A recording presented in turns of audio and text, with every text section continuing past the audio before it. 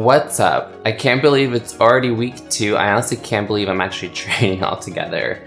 But I'm excited to start building up that base mileage. My training plan had me going from 26 miles last week, which I ended up actually running closer to 31 miles. Oops. But now I'm looking at topping off this week with 41 miles.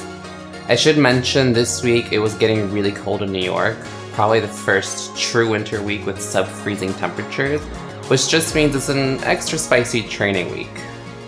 So it's officially week 2, day 1 of marathon training. So today I just have an easy 6 miles. Now, unfortunately, it's about 20 degrees outside, which isn't too cold, but luckily for me, I have a few workouts scheduled at Peloton. So I'm gonna go do boot camp followed by 2 20-minute runs, and I should be able to easily cover 6 miles between all those workouts. So I'm excited. Don't have to go outside today.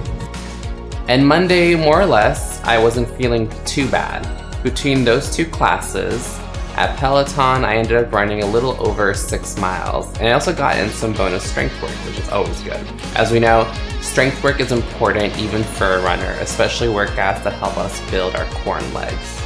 Come Monday evening, I start to feel really cold, and that's not an exaggeration. I assumed that it was just that the heating was off in my apartment and I was really cold that night, so I just kept on with my day, but at one point I felt like it was bone-chilling cold. So I finally decided, what the hell, let's check my temperature, and lo and behold, I had a freaking fever.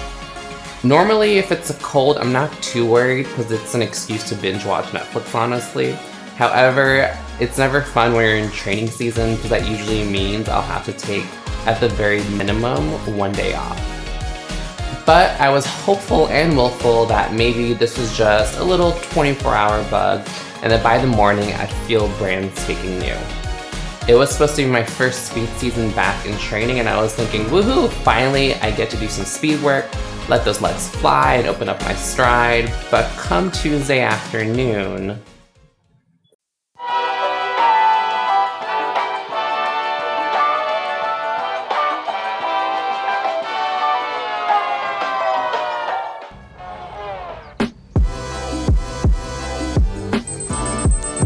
So it looks like I have a fever today, which makes a lot of sense as to why I was feeling ridiculously cold in my own house. It was very painful chills, and I was like, I should probably check my temperature. So it looks like no speed work for today, no running at all.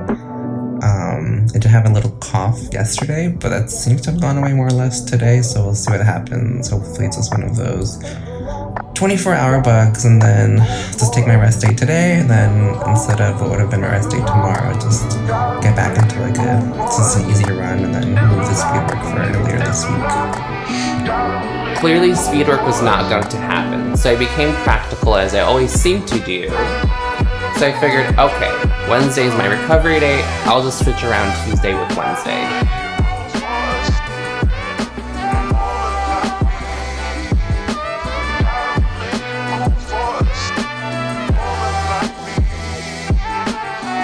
Many hours of Netflix, and a day later.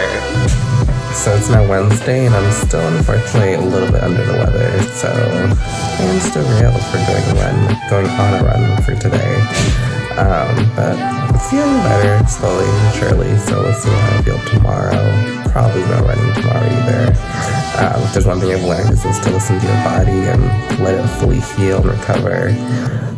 But yeah, in the meantime, I'm just catching up on a lot of TV shows I've been wanting to catch up on, so there's always a positive in everything.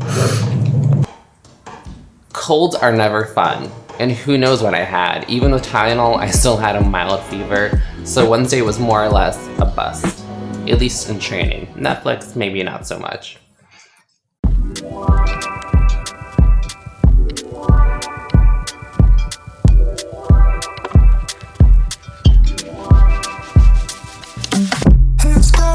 Finally, it's Thursday. finally, I think, over the hump of this cold, as you can probably tell by my voice. Finally woke up with no fever, which is very relieving. Not sure if I'll take any runs today, wouldn't be the smartest move, but definitely tomorrow I'm excited to get back out there. But yeah. And like I said, though I was feeling way better, it's never smart to jump right back into things. I may have not been running for many years, but if there was something I learned just in the last year, is to take that extra day to fully recover. Your body will definitely thank you.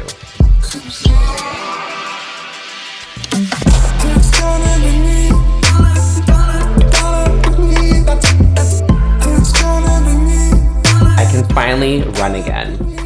Now, the advice I've read and seen from more experienced runners and coaches is to never go backwards and to make up all those miles. Instead, just stick to the plan. So Friday was 6 miles, and that's exactly what I planned on doing. No more, no less. So I'm finally feeling much better, so I'm really excited to go out there for a run. I'm glad I took the day off yesterday, even though I was feeling better. I think it's always a shock to the system if you go from 2 days of being sick in bed with a fever to jumping back into running 6 to 8 miles every day. So I'm excited to get out there. It's supposed to be really nice weather. I'm still super congested, so I'm going to take this run super slow. It might as well just be a jog, but I'm excited. Can't wait to tell you how it turned out. I cannot understate the importance enough of sticking to the plan. What happens, especially after coming off a sickness, our bodies are still recovering and we want to go back into the full swing of things by quickly making up all those lost miles. What happens is it turns into junk miles, where we may do more harm than good to our own bodies. I actually really appreciate that with the training plan I am following, another shameless plug for Hanson's, they actually provide scenarios of how to overcome missed training days. So what to do if you miss 2 to 3 days, 5 days, more than 10 days, etc. So like I said, 6 miles was planned and I stuck to it. As soon as my Garmin told me 5.99 miles, I eased off the pedal and went right into a cool down walk. Believe me, I've been there. You may want to be like, hey, look at me, I'm a total badass. I'm going to run another 10 miles. But I also learned that we're training not to prove our badassery in week 2 of training. We're training to show off that badassery on the day of the marathon. Or whatever race you're doing. So I just finished my 6 mile run. You know, pretty well actually, surprisingly. I'm proud of myself for kind of actually holding it back, which is always important, especially getting back into your running after not running for 3 days because of the cold. But yeah. And on the theme of showing restraint, that's another thing that is starting to take over this marathon training experience, which is exhibiting control. I'm fortunate to see some huge improvements in my pace so far in 2020. I'm finding myself easily holding sub 9-minute mile pace for 5, 8, 10 miles, which I could only have dreamt of last year. But I know if I do it for every run, my body won't reap the benefits of those easier base miles. I forget the exact saying, but it's something along the lines of, for one to run faster, one must run slower. I wish it was Confucius, but I'm pretty sure it was somebody in Runner's World. This is how we do this. In one way I'm yours. In one way we're strangers. But Saturday, I got to run another 6 miles, and weather was not in my favor for most of the day. So I'm just getting ready now for my next 6 mile run for today. So I'm super excited. The rain has finally stopped. I was almost contemplating going out, and at one point it was literally monsooning. So I'm glad for once I stuck to my guns and managed to hopefully beat the rain. I mean, if it pours a little bit, I'm honestly not upset about it. It's just a little bit of rain. I've definitely ran in far worse weather than this. But yeah, I'm excited. I'm gonna go do my 6 miles. It's supposed to be pretty warm, or at least not too bad. It should be similar to yesterday. And my congestion is slowly clearing up, definitely feeling much better today. But yeah, I'm excited to go out there. But clearly, someone was on my side, so I evaded the rain for my whole run. So I just finished my 6 mile run, and it actually wasn't too bad. I managed to stay out of the rain the whole time. I think at one point there's like a little bit of a drizzle, but honestly it's kind of refreshing sometimes because it was otherwise pretty humid yet cold outside. But Other than that, I didn't feel too bad. My lungs are still a little bit congested, as well as my sinuses, so I'm definitely still feeling that. I felt like I was gasping for air at some points at a pretty reasonable pace. So, but I'm not too concerned given the congestion. So, but yeah, I'm excited for my long run tomorrow, so we'll see how it goes. At the end of it, I was already getting excited for tomorrow's first appetizer of a long run, which was only 8 miles. And like I said before, you start to realize how freaking small the city is. So I start to already plan out some new runs and routes. Which is why I'm a huge fan of Strava and the route planning tool. Not only do you get distance, but you get an estimated moving time if that's your jam, as well as elevation profiles. Now the fun part of running, other than the adventures, is planning what in the world you're going to wear. Especially in this weird winter we're having here in New York. I'm personally someone who gets overheated very quickly, so I'm always underdressing a little bit, and that's on purpose, I swear.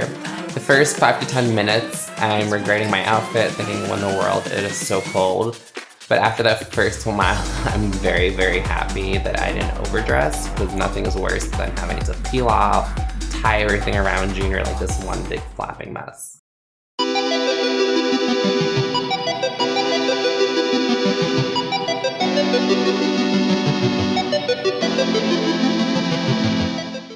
So I'm just getting ready for my long run today, or I guess it's kind of like an easy long run.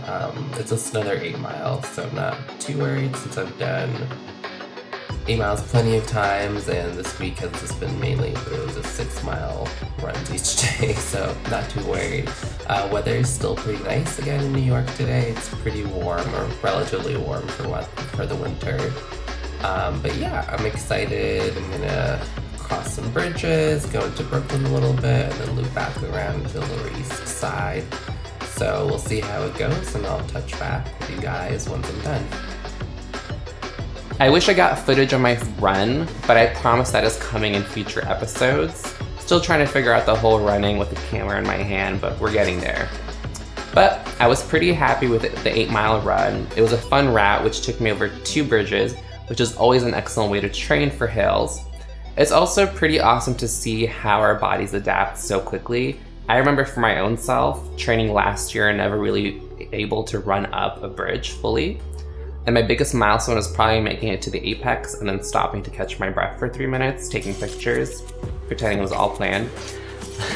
This year, I'm finding myself running up most bridges with almost no dent in pace, and actually continuing straight on and down, feeling that sweet relief of picking up the pace as I was going downhill. One thing I've always found important after runs, but especially longer runs, is foam rolling and stretching properly. A lot of us, including myself, buy the foam roller and then it sits in our room never used. The secret to foam rolling working is actually picking up the damn thing and using it. It's as simple as that. It's actually become so important to my own recovery in that I remember last year when I ran my first half, shout out to the Sound Line half, I found a tent with foam rollers right after the race. While I was still sore that night, the next day I felt like nothing had happened. Like I did not just run 13.1 miles. I even took a tread class the very next day, which most of us would probably not want to do after such a long race, but I finished that class with not an ounce of soreness, which was pretty awesome. Another important thing that I also try to do after most runs, no matter how strenuous or long it is to take in protein. And most of you probably already do this, but I really didn't do that before until my nutritionist was like, yeah, no matter the run, you're still breaking down muscle fibers, so protein is key, or protein is king rather. Well, that's my second most uneventful week. I hope that is the only time I get sick, otherwise y'all are going to get a lot of content of me sick in bed. Maybe I'll just have to pivot and make this a Netflix show review vlog type of thing. But as always, please remember to subscribe to my channel to get notified when a new episode drops. If YouTube isn't your thing, you can also catch all my episodes on Instagram TV. The link to my Instagram profile can be found in the description of this video below. Otherwise, stay tuned for next week, and boy, do I have stories to share with you all.